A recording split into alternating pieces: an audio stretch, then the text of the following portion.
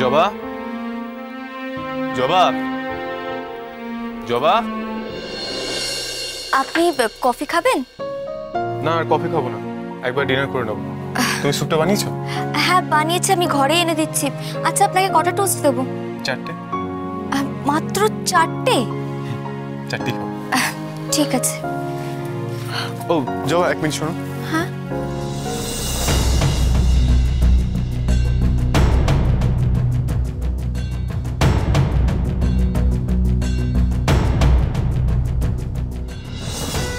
এই ফাইলটা যত্ন করে রেখে দাও।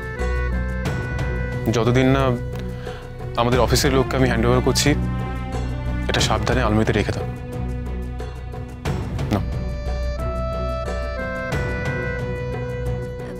এটাই কি আপনার সেই প্রজেক্টের ফাইল? এত সাবধানে রাখতে বলছেন?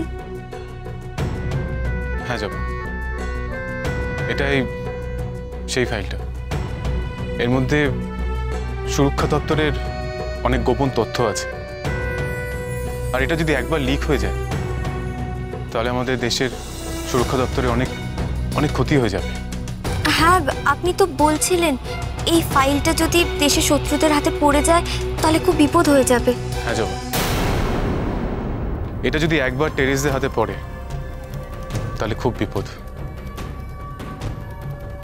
শুধু তাই নয়, এ পুরো দায়টা আমার ওপর। এ যদি কিছু হয় তাহলে শুধু আমার চাকরি না,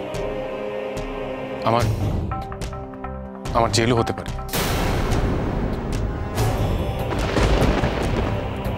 আপনি চিন্তা করবেন না ছোটবাবু,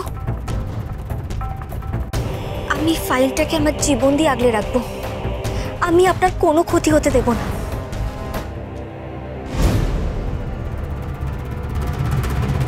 এমন কি ফাইল পড়ুম যেটা হারালে তোমার জেল হতে পারে?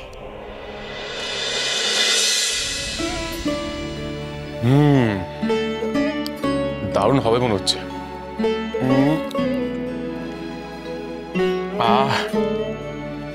বেশ ভালো।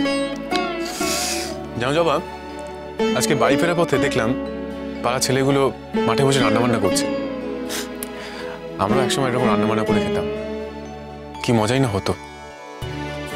আপনারা তো ছেলেবেলায় ছাদের উপরও রান্না বান্না করে খেতেন বড়দিনের আগে। বাবা, তোমাকে কাকামণির বিখ্যাত ছাদ ভোজনের কথা কে বললো?